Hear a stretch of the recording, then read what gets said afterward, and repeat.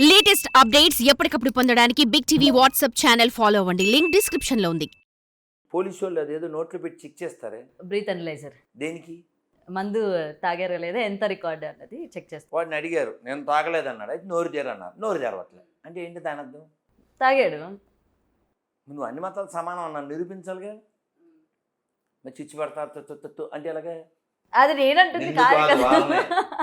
అమ్మ, నిన్ను కాదురా వాళ్ళనే. అయితే ఓకే. ఆన్సర్ లేని వాళ్ళు, క్యాన్సర్ పేషెంట్లు వాళ్ళు. అదే ఏదో స్పాన్సర్ చేస్తున్నారు కాబట్టి అలా వాగుతున్నారు వాళ్ళు కదా. ఇప్పుడు మీరు ఓసారి సెల్లో కొట్టండి, ఈ గొర్రెలకి లీడర్స్ వస్తారు. గొర్రెల లీడర్స్ అంటే ఎవరు? పాస్టర్స్, బాస్టర్స్, భూమి మీద పారాసైట్స్, ఏమాత్రం ఉపకారం. ఇలాంటి దరిద్రులకి జీతాలు ఇస్తాయి గవర్నమెంట్లు.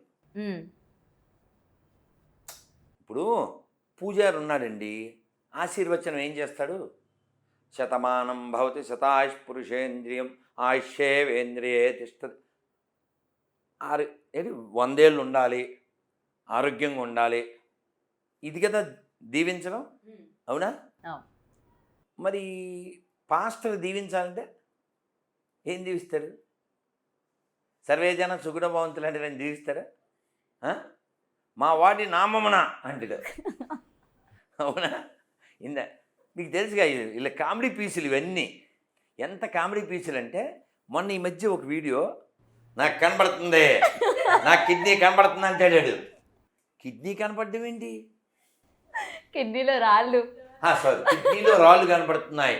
ఇంకా ఇంకా ఏంటంటే అదిగో కిడ్నీ వేడెక్కుతుంది అంటాడు. కాదమ్మా, నేను అంతకుముందు గవర్నమెంట్లో చెప్పాను, గొర్రెల గవర్నమెంట్ కదా, వాళ్ళకి చెప్పాను. ఏం చెప్పానంటే, మీరు ఎంబీబీఎస్ చదవకూడదు ఎవడు ఆంధ్రప్రదేశ్లో. హాస్పిటల్స్ కూడా అవసరం లేదు. ఎందుకు వెళ్ళాలి హాస్పిటల్కి? హాస్పిటల్ ఎందుకు? ఒకడేమో కిడ్నీ బాగు చేసేస్తాడు, ఒకడు క్యాన్సర్ బాగు చేసేస్తాడు, ఒకడేమో విరిగిపోయిన చేతులు అతికించేస్తూ ఉంటారు. అవి సూపర్, అది వేరు. నేను చాలాసార్లు చెప్పాను, అద్భుతమైన మనవాడు బంగారు కొన్న. ఏంటి వాడు ఒకటి పుట్టోడున్నాడు, మా శ్యామ్ కిషోర్ అని. వాడైతే అసలు నేను ఈఎన్టీ హాస్పిటల్ అన్నీ తీసేయాలని చెప్పా.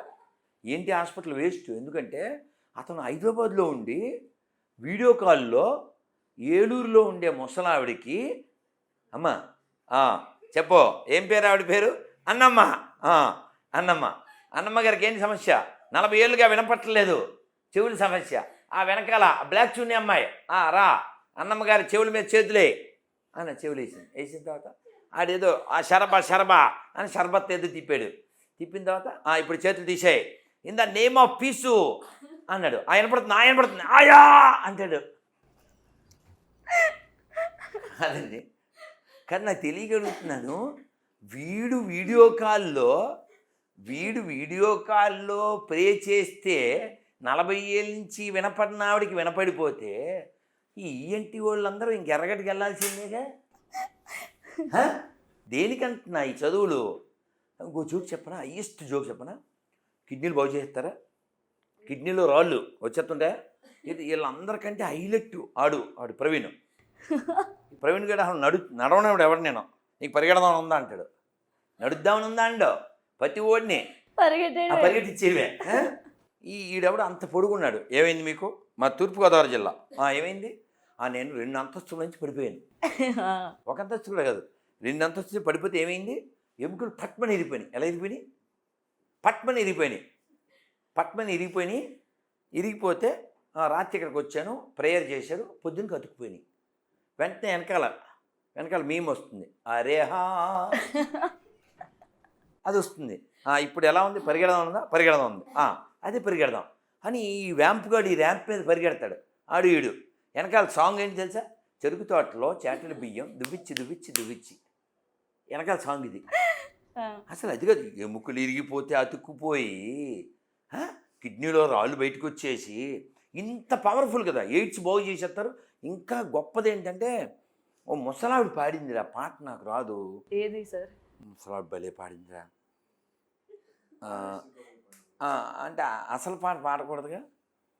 రేసుకోబో ఆ పాటని ముసలావిడ పాడింది, భలే పాడింది. అసలు భలే పాడిందిలే ముసలావిడే. కానీ అసలు ఇలాగ ఇది కానీ రీసెంట్ గా ఏసై మీద పాటలు చాలా వస్తున్నాయి. తెలుసును అని ఒక అబ్బో!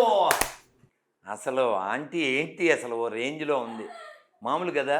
దాని మీద రీల్స్ అద్భుతంగా చాలా బాగా చేస్తున్నారు, చాలా బాగా రీల్స్ చేస్తున్నారు. ప్రసన్న ప్రసన్న ఎవరికి ప్రసన్నత లేకుండా ఆ? కాసేపు మొగుడు అంటది, కాసేపు బిడ్డ బిడ్డ బిడ్డ అని ఎర్రగడ్డ, వాడే నా మొగుడు వీడే నా మొగుడు అంటుంటుంది.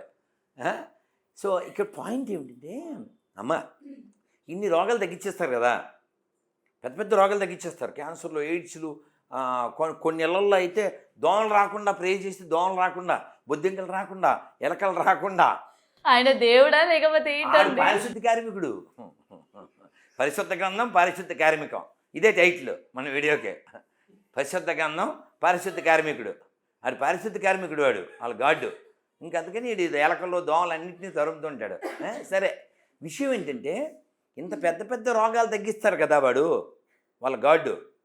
వాడు వీళ్ళ కళ్ళజోడు తీయలేకపోతున్నాడు. కళ్ళజోడు లేకపోతే వీళ్ళ బతుక్కి ఒక్కడ కూడా బుల్బుల్ బుక్ చదవలేరు. వాటికన్నా ఇది చిన్నది కదా సార్. కాదమ్మా, ఇప్పుడు అంత పెద్ద రోగాలు బాగు చేయగలరు కదమ్మా.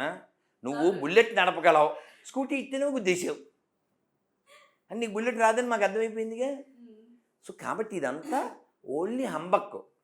ఏ మనిషి అయినా దేవుణ్ణి నమ్మినా నమ్మకపోయినా, ఏ మతం వాడైనా పుడితే చస్తాడు. ఒప్పుకుంటారా ఒప్పుకోరా? ప్రతివాడికి రోగం వస్తుంది. ఒప్పుకుంటారా ఒప్పుకోరా? ఒప్పుకుంటాం. ప్రతివాడు ముసలుడు అయిపోతాడు. ఒప్పుకుంటారా ఒప్పుకోరా? రంగు వేయచ్చు, అంగు చేయొచ్చు, కానీ చివరికి బొంగుల మీద పడుకోబెట్టి తీసిపోతారు కదా. కాబట్టి 4 కామన్ పాయింట్స్ భగవద్గీతలో చెప్పారు. జన్మ, మృత్యు, జర, వ్యాధి. ఎవరికైనా కామన్, పుట్టామంటే చావాలి, మధ్యలో రోగం తప్పదు, ముసలితనం తప్పదు. తిరుపతిలో వాళ్ళు అలా ఎందుకు చేశారంటే ఆ పనికి మాలిన పుస్తకం వాళ్ళకి ఎక్కింది.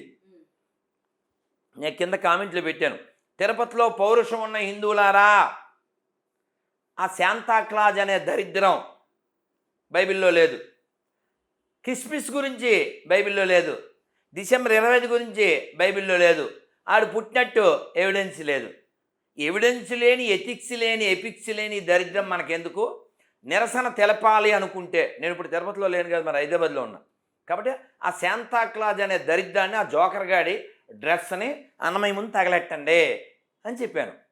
కానీ అంత పిరికి వదవాలి కదా, జరగదు. For more videos like this, subscribe Big TV channel.